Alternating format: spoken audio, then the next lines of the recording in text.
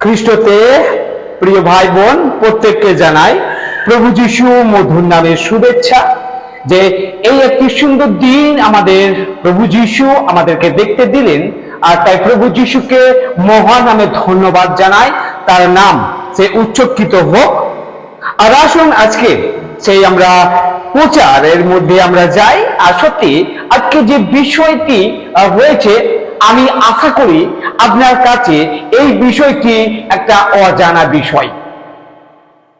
তাই আসুন আমি প্রত্যেককে অনুরোধ করি আজকের প্রচারটি আপনি ধ্যানপূর্বক শুরু থেকে শেষ পর্যন্ত মনোযোগ সহকারে শোনার জন্য প্রত্যেকের কাছে সেই অনুরোধ রইল।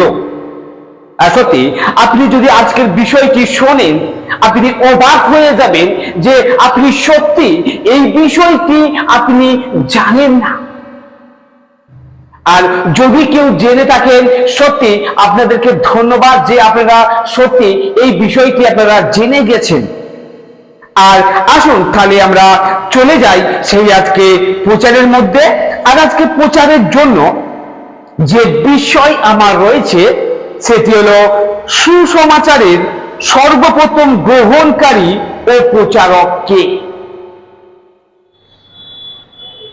আপনারা ভেবে দেখুন যে আপনারা সত্যি কি এই বিষয়টি কি জানেন। আজকে যে বিষয় আর সেটা সুসমাচারের সর্বপ্রথম গ্রহণকারী। সর্বপ্রথম সেই সুসমাচার কে জানতেন বা জেনেছেন, ও প্রথম সেই প্রচারক কে।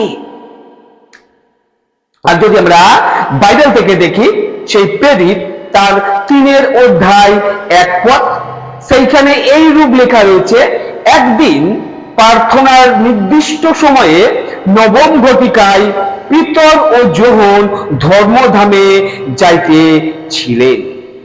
যদি আমরা আরেকটি বাইবেল পদ দেখি সেই প্রেরিত তার 5 অধ্যায় 12 ও 13 পদ, সেইখানে এইরূপ বলছে 12 ও 13 পদে, আর প্রেরিতদের হস্ত দ্বারা লোকদের মধ্যে অনেক চিহ্ন কার্য ও অদ্ভুত লক্ষণ সাধিত হইতে এবং তাহারা সকলে একচিত্তে সলোমনের বারান্দাতে উপস্থিত হইতেন। কিন্তু অন্য লোকদের মধ্যে তাহাদের সঙ্গে যোগ দিতে কাহারও সাহস হইত না, তথাপি লোকেরা তাহাদিওকে সমাদর করিত। আর আজকে যে বিষয়টি আমরা শুনতে চলেছি, আর সেই বিষয়টি সুসমাচার সর্বপ্রথম গ্রহণকারী ও প্রচারক।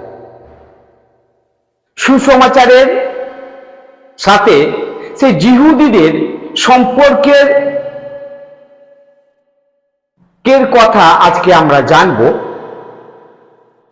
যীশু খ্রিস্ট তিনি সেই জিহুদি জাতির মধ্যে থেকে তিনি জন্ম নিয়েছেন। সর্বপ্রথম সেই সুসমাচার গ্রহণকারী জিহুদিরা ছিলেন। তাহলে সুসমাচার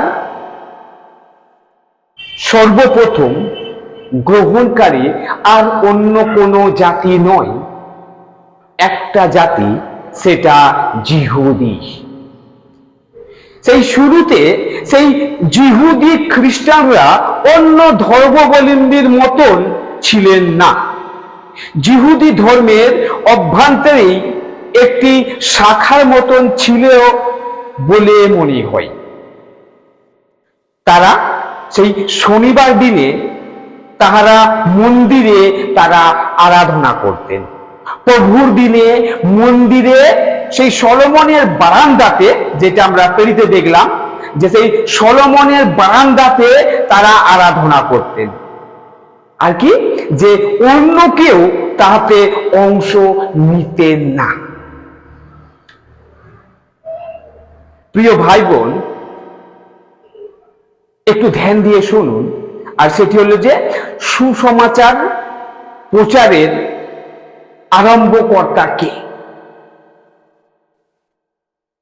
সেই সুসমাচার প্রচারের আরম্ভকর্তা আর অন্য কেউ নয়, স্বয়ং প্রভু যিশু। তিনিই ছিলেন সুসমাচার প্রচারের সেই আরম্ভকারী।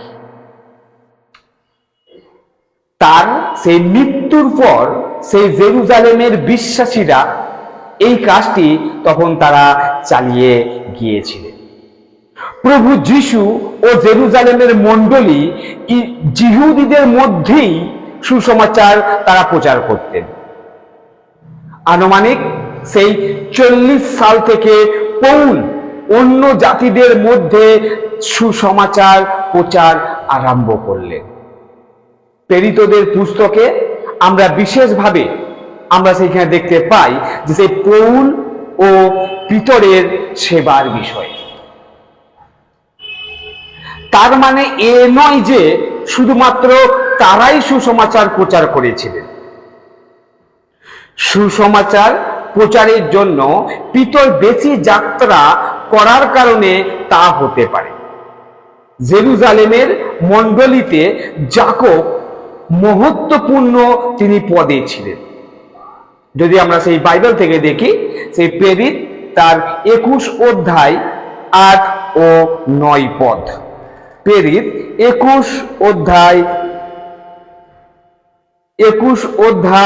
8 ও 9 পদ ঠিক এইরূপ বলছে যে, পরদিন আমরা প্রস্থান করিয়া কৈসরিয়াতে আসিলাম এবং সুসমাচার প্রচারক ফিলিপ, যিনি সেই 7 জনের একজন, তাহার বাটিতে প্রবেশ করিয়া তাহার সঙ্গে অবস্থিতি করিলাম। সেই ব্যক্তির 4টি কুমারী কন্যা ছিলেন, তাহারা ভাববাণী বলিতেন। সেই 7 জন নির্বাচিত প্রাচীনদের মধ্যে হতে ফিলিপ তার মেয়েদের সাথে মিলে সুসমাচার প্রচারে অনেক সময় দিতেন।